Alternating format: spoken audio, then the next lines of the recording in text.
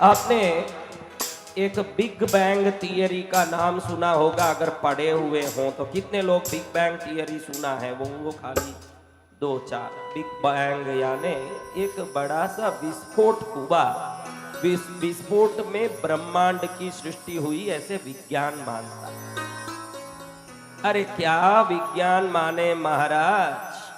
स्कंद पुराण, नारद पुराण, कूर्म पुराण, अग्नि पुराण, लिंग पुराण, किसी में भी पढ़ोगे तो वो बताता है कि ये एक भयंकर विस्फोट हुआ। इसी विस्फोट को बिग बैंग करके वैज्ञानिक लोग कहते हैं, बिग बैंग थियरी में, कि बड़े से विस्फोट के बाद कई ग्रहों की प्राकट्य हुए और कई ग्रहों की सृष्टि हुई और इस ब्रह्मांड की सृष्टि हुई, जिसको बिग बैंग थियरी कहते हैं। बिग बैंग यानी बहुत बड़ा विस्फोट।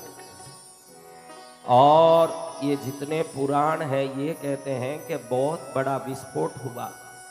उस विस्फोट के बाद, वो विस्फोट जो भयंकर रूप से हुआ, वो विस्फोट के बाद उस विस्फोट की जो तरंग है वो घनी हुई, तो एक क्षेत्र में जाकर के वो आकाश से पाताल तक, ऊपर से नीचे तक, करोड़ों सूर्यों से ज्यादा, अनंत करोड़ अग्नि के तेज से ज्यादा, मणियों के प्रकाश से ज्यादा वो विस्फोट एक आकाश से पाताल तक का रूप लिया। और उस रूप ने ऐसा तेज फेंका कि उस तेज को कोई भी मनुष्य हो के देवता हो के कोई भी सिद्धिधारी आदमी अपने आंख से ना देख सके, ऐसा तेज हुआ।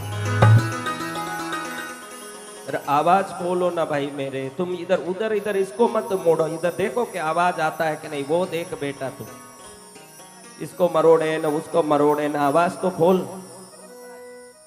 मैं ही नहीं सुनूंगा तो क्या सुनाऊंगा?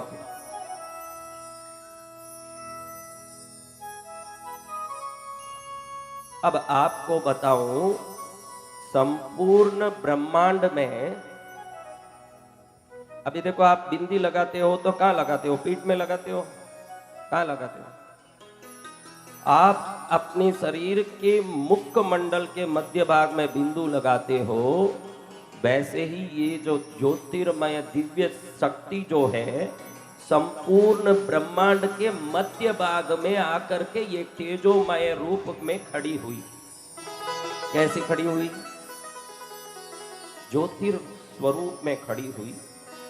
आपको बताऊं कि ये समस्त ब्रह्मांड में वो ज्योतिर्मय केंद्र काशी था, और एक काशी में ही वो ब्रह्मांड के विस्फोट के बाद जो लिंग स्वरूप, जिसको आकाश लिंग के रूप में देवता पूजा करते हैं, वो आकाश से पाताल तक की जो ज्योति है, वो इस काशी नगरी में, यानी ये काशी क्षेत्र ब्रह्मांड का केंद्र माना जाता है। जब विस्फोट हुआ तो वो पूरी शक्ति केंद्र में एकत्रित होना निश्चित था, तो वो समस्त शक्ति आके काशी में ही खड़ी हुई तेज स्वरूप।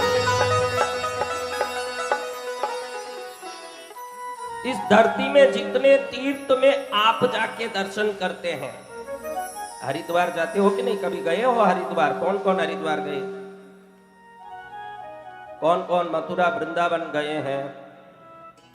आपको एक बात बताऊं तो आश्चर्य पड़ेगा कि जितने तीर्थों में आप जाते हो, द्वारका, मथुरा, वृंदावन, प्रयागराज और हरिद्वार, ऋषिकेश, केदार, कोई भी क्षेत्र लो इस धरती में, पाताल में, आकाश में, जो भी क्षेत्र हैं, वो सभी तीर्थ क्षेत्र काशी में आके काशी क्षेत्र को नमन करके जाते हैं। सभी तीर्थ क्षेत्र, जय जय गुरुदेव।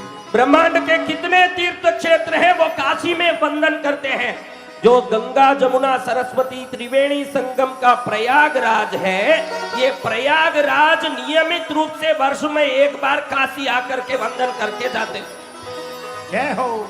यहाँ आने के बाद ही वो सभी तीर्थों को तीर्थ बनने की ताकत मिलती है। ये काशी है। जय हो।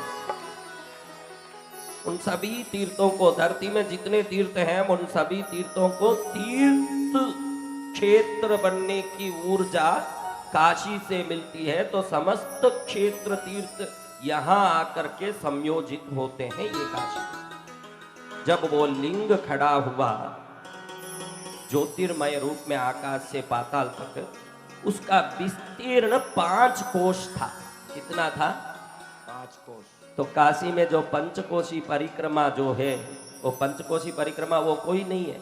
उस तेज वलय में प्रवेश करके मनुष्य परिक्रमा करता है ताकि उस तेज से अपने समस्त पाप श्राप दोष से मुक्त होकर के बाहर निकले।